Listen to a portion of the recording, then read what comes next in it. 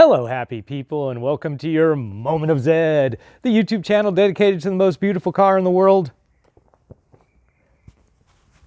the BMW Z3, or as the folks in Winchester, Ontario call it, the Z3. And today we're on part, I think, 3 of our series of the big project, and we're going to change out the water pump.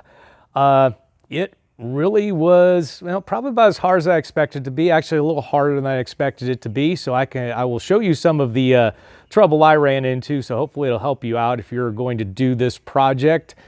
Before I get to that, again, don't have any Zeds of the week, but I would like to say if you'd like to help support this channel, please feel free to buy me a coffee.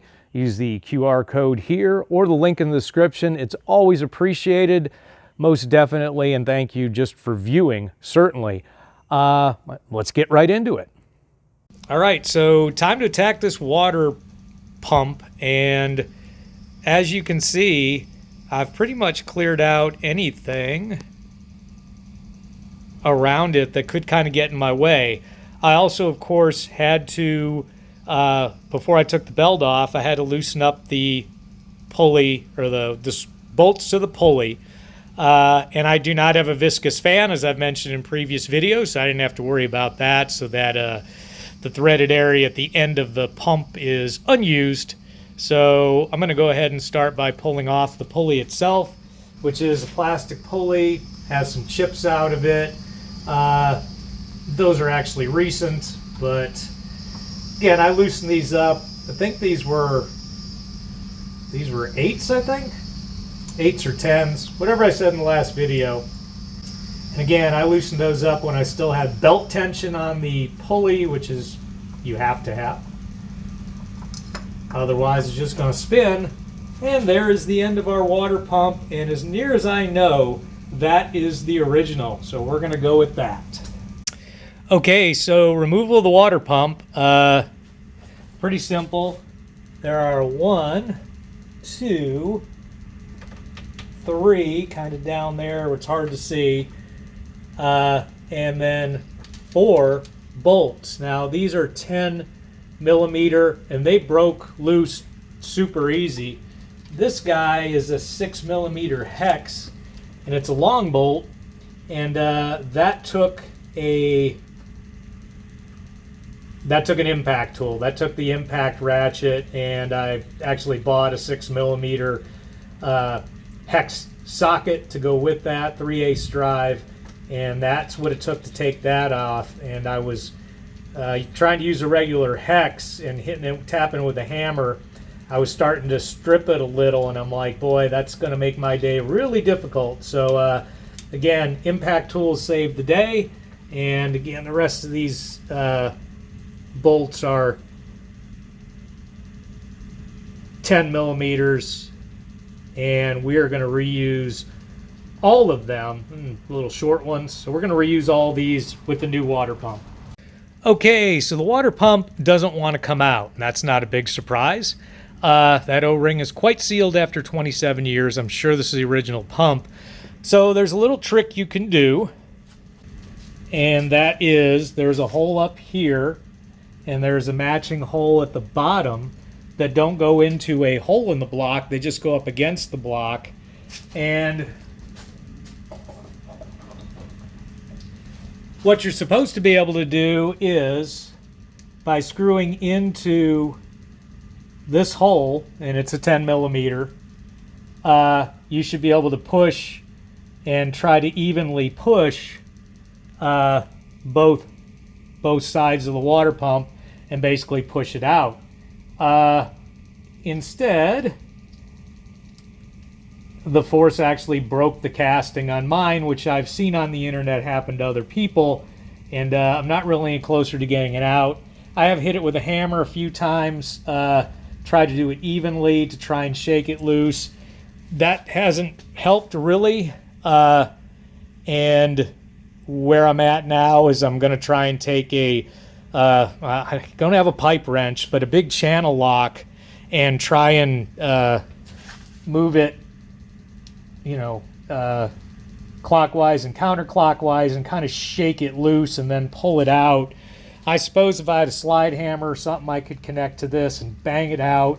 It might work, but it really wants to be there. And to work on this the way I want to, I'm going to have to go ahead and I'm going to pull off the thermostat housing, which I'm replacing anyway, so it might as well come out now and just get out of the way. Well, thanks to help from Pat, who else? Cop Dog, and a lot of elbow grease on both of our parts. We got the water pump out. Here's the technique I used, and I don't seem to have messed up the mating surface inside by doing it. Borrowed some channel locks. Thank you, Amy and Nathan next door. And I basically put the channel locks on here and wiggled it. Now you're only going to be able to wiggle it a few millimeters because the, well, what's left of the horns for the screws are going to stop you. So basically I just wiggled it back and forth with the channel locks, and eventually that gave me a little bit of give back and forth. Then basically I came with the claw hammer and trying to claw as gently as possible because you're clawing against the timing chain cover. I don't want to screw that up. It's aluminum. Basically pried on, you know, both sides where I had access here, and at one point it just came flying out, and luckily it dropped. It didn't hit the AC parts, and it eventually came out in one piece. And the first thing I noticed as I picked it up, other than the fact that it's actually in pretty good shape other than where it hit the ground, this was not the original water pump. This is a replacement. At some point someone replaced it, and it has the spot welded sheet metal impeller. It actually doesn't look like it's in bad shape. Haven't really surveyed it to see who made it. Can't really tell. Doesn't really matter at this point. But sorry for looking at my hand so much. But now we're gonna clean up the mating surface on the inside there as best we can, and I'm gonna put this new one in maybe after a cup of coffee. All right, so I cleaned up the inside of the hole where the water pump goes. I just used a kind of a light green pad, and just kind of got rid of some very small remnants of the old O-ring that were stuck there. You want to make that as smooth as possible, and mine's pretty smooth. I don't think there's anything that's going to get in the way of the O-ring. The O-ring just barely goes in there, so it doesn't stick in too far. I've got a little bit of scoring, but not really deep way in here that you can kind of see, but I don't think it's anything that's going to affect that at all. So I think we're okay. I don't think we did any real major damage taking this thing out as much as we tried. So again, I used a green pad to clean it up. It's because I didn't have any steel wool available. Steel wool, light steel wool, probably the best way to go. Okay, so water pump installation. I have made sure that my water pump is physically the same as my old one. Again, the difference is I know what brand this one is, and this one has the composite impeller, and I explained in my video why I bought what I bought, so take a look at that if you're wondering why I'm using a plastic impeller or composite impeller. I put a little silicone grease on the O-ring to make it go in a little bit smoother, hopefully. And I'm just making sure everything's lined up the way it's supposed to be. And then I'm going to go ahead and press it in. Again, I didn't get a satisfying pop, nor did I really think I would.